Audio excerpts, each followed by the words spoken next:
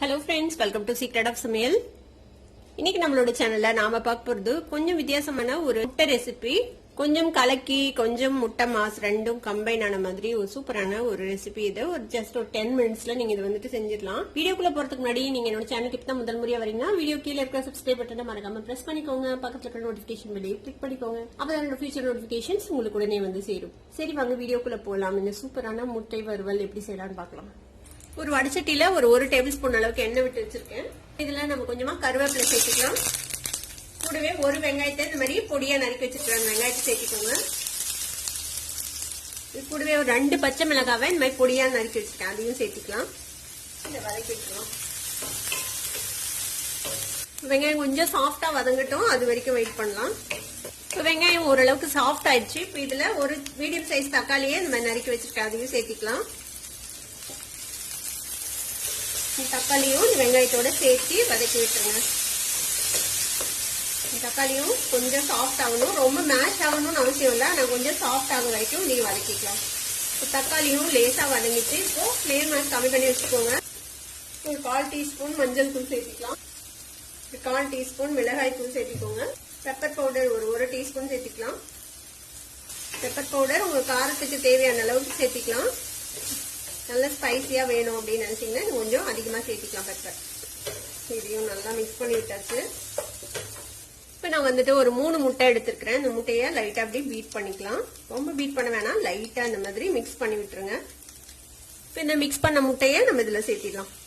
இந்த முட்டைக்கு தேவையான அளவுக்கு உப்பு சேர்த்திக்கலாம். நம்ம இதுல வந்துட்டு சிக்கன் கிரேவியும் சேர்த்த போறோம், அதனால உப்பு கொஞ்சம் பார்த்து சேர்த்திக்கோங்க. இப்ப இந்த முட்டையை இதோட சேர்த்து நல்லா மிக்ஸ் பண்ணி விட்டுருங்க.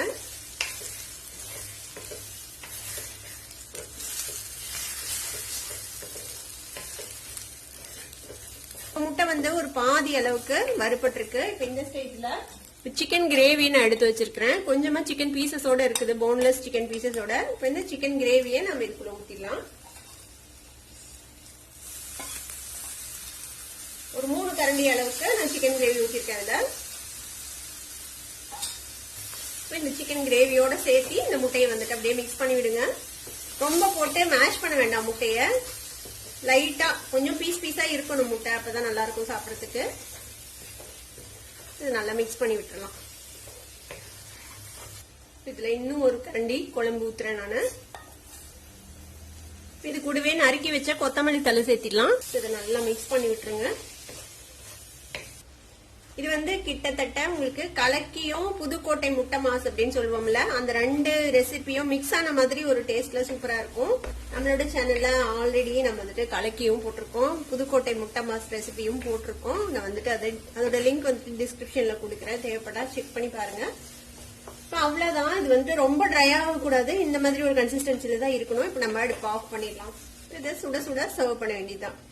இது நீங்க வந்துட்டு சும்மாவும் சாப்பிடலாம், சப்பாத்திக்கு ஒரு சைட் டிஷ் மாதிரியும் வச்சு சாப்பிடலாம், நல்லா இருக்கும். நம்மளோட சிம்பிளான ஒரு முட்டை வறுவல் சூப்பரா ரெடி ஆயிடுச்சு பாருங்க. இதை வந்துட்டு நீங்க அப்படியே சாப்பிடலாம், இல்ல சப்பாத்தி கூட வச்சு சாப்பிடலாம், ரொம்பவே நல்லா இருக்கும். கண்டிப்பா ட்ரை பண்ணி பாருங்க. ட்ரை பண்ணி பார்த்துட்டு எப்படி இருந்தது அப்படின்னு கமெண்ட்ஸ்ல ஃபீட்பேக் கொடுங்க. இந்த வீடியோ உங்களுக்கு பிடிச்சிருந்தா சப்ஸ்கிரைப் பண்ணுங்க, பக்கத்துல இருக்க பெல் ஐக்கானை கிளிக் பண்ணுங்க. அப்பதான் ஃபியூச்சர் நோட்டிபிகேஷன்ஸ் உங்களுக்கு உடனே வந்து சேரும். லைக் பண்ணுங்க, ஷேர் பண்ணுங்க. தேங்க்யூ ஃபார் வாட்சிங் திஸ் வீடியோ. Bye bye.